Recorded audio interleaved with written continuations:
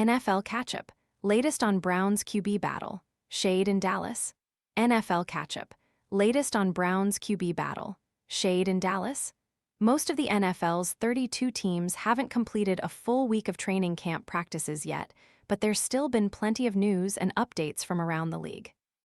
The Cleveland Browns quarterback competition has dominated some of the social media chatter through the opening days of training camp. Elsewhere, Dallas Cowboys owner Jerry Jones made more headlines over the weekend, and the Denver Broncos might be in the mix to add some depth at quarterback as Bo Nix shared an encouraging update about his ankle. Get ready for a fitness upgrade. Featuring cutting-edge technology and high-precision sensors and tracking on the free VSync app, the eTech City Smart Fitness Scale is your platform for success. The scale provides 13 essential biometrics, complete with helpful data graphs on the VSync app, all viewable on your personal profile. The scale handles all kinds of shapes and sizes and is safe for the whole family to use, at home or on the go. Ready to order? Scan the QR code now or visit grabdeal.us/9. Here's what to know from what happened around the NFL this weekend. In Cleveland, the competition for the starting quarterback spot is officially underway. Browns general manager Andrew Berry noted that Deshaun Watson and Shedeur Sanders still have a long way to go in their depth chart battle. Both those guys, and really that entire room, deserve a lot of credit for putting together a really good offseason program, really working hard with the new staff, learning the offense, Berry told NFL Network. The reality of it is, we're only 3 days into training camp. So we've got a long way to go before any decisions are made. Berry emphasized that head coach Todd Monken and his staff will ultimately decide who takes the field in Week 1, evaluating a room that also includes Dylan Gabriel and Taylon Green. The decision will be performance-based, taking into account the full body of work over the coming weeks. Sanders is coming off a rookie campaign where he started 7 games, leading Cleveland to 3 wins while completing 56.6% of his passes for 1,400 yards, 7 touchdowns, and 10 interceptions. Watson hasn't played since 2024 following injuries and inconsistent play across his 3 seasons in Cleveland. Highlighting early camp adjustments, Watson was intercepted in the end zone by safety Donovan McMillan during Saturday's practice session. Sanders has completed 13 of 22 passes with 4 touchdowns and an interception during team drills, while Watson has completed 12 of 19 passes with 3 touchdowns and 3 interceptions, according to ESPN Cleveland.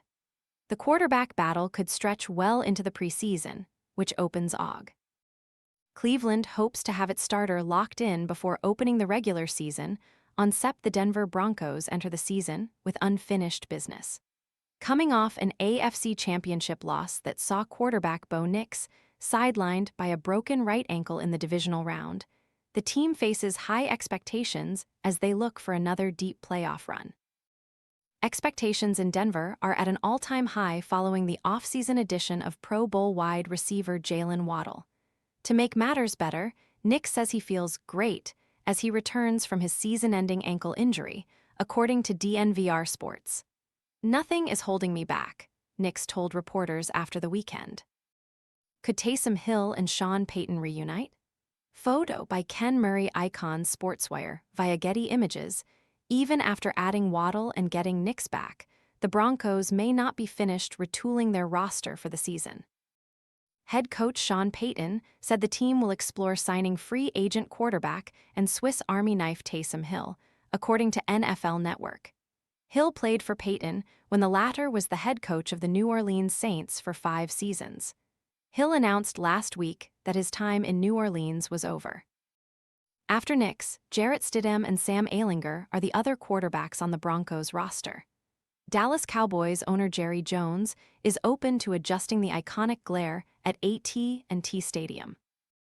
After FIFA required the stadium to close its curtains during the World Cup to block the sun during matches played in the afternoon, Jones admitted he is giving thought to tinting the windows facing west. "Thinking about it and doing something about it are 2 different things. But I'll think about it," Jones told reporters. "The sun changes, and the angle of that sun changes from September through year-round. But as we look at it, I like some of the effects of the tinting. And so we're giving that a thought. While the stadium's east-west setup has historically forced teams to navigate direct sunlight during afternoon kickoffs, it hasn't always been an advantage to the Cowboys, who have also had to deal with the blinding sun. In fact, there was a memorable moment when Cowboys wide receiver C.D. Lamb said he couldn't catch a ball thrown at him due to the sun getting in his eyesight in 2024. Travis Hunter's return to the field this season will be one of the biggest storylines among the league's young players as he tries to once again play both sides of the ball for the Jaguars. As Hunter works his way back from an injury that cut his rookie season short, he gave Jaguars fans a reason to be excited over the weekend. The Jaguars released a video showing Hunter making a tightly contested catch on a pass from quarterback Trevor Lawrence. Shortly after, he delivered another standout play on defense, intercepting backup Nick Mullins. While Hunter stars at Jaguars camp, he's looking to bounce back from an underwhelming rookie campaign. He played in just 7 games before he suffered a knee injury in practice that cut his season short. Hunter didn't produce much when he was healthy, either. He had 28 receptions for 298 yards and a touchdown to go with 15 total tackles and 0 interceptions. He played 324 snaps at receiver and 162 snaps at cornerback. The Jaguars' plan to use Hunter on both sides of the ball has not changed, especially after the Jaguars shored up the core of their secondary by re-signing Monteric Buster Brown in March. How do we balance his reps here, knowing that we're trying to ease him in, but he also at some point needs to get double the amount that a normal player gets? Jaguars coach Liam Cohen recently told reporters. So, what does that ramp-up look like? We have it all kind of mapped out. On every single practice schedule, his reps are highlighted in here, where he's in, what plays he's in, where he's at on the field. We've been extremely intentional about it. Hunter was limited during off-season workouts because of his surgery in November. But he used that time to build up some 10 pounds of muscle in his upper body and managed to get even faster. He was actually clocked running at 22.6 mph at the team's facility last week. Everybody was like, gain weight, Hunter told reporters. I'm like, dang, I've never played at this weight. I'm going to feel heavy, not going to be able to do what I do. Training and being able to put those months in, not just on the grass, but in the weight room, just putting in extra work. It made me feel lighter on my feet when I finally touched the grass. Rams head coach Sean McVay only intensified the chatter that Aaron Donald will unretire and rejoin the team for the 2026 season. McVay told reporters that Donald is trending upwards following the Rams' practice on Friday. However, McVay also indicated that Donald's return likely won't happen until later in August at the earliest. That'll be something that, I think, once we get back to Woodland Hills, we'll have a better idea of what that timeline looks like. There won't be any decision and anything in terms of Aaron's situation while we're here. That's kind of already been set out when we've talked for the past couple weeks, McVay said. Los Angeles is practicing at Marymount University through Aug. 6, and it's scheduled to return to its practice facility in San Fernando Valley after that. Williams reported in late July that Donald was leaning toward returning after multiple months of speculation.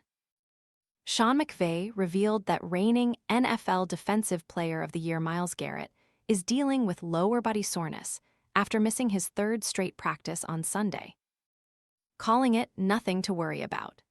New Orleans Saints head coach Kellen Moore confirmed that defensive tackle Brian Bresee will undergo season-ending surgery after suffering a torn ACL during practice last week.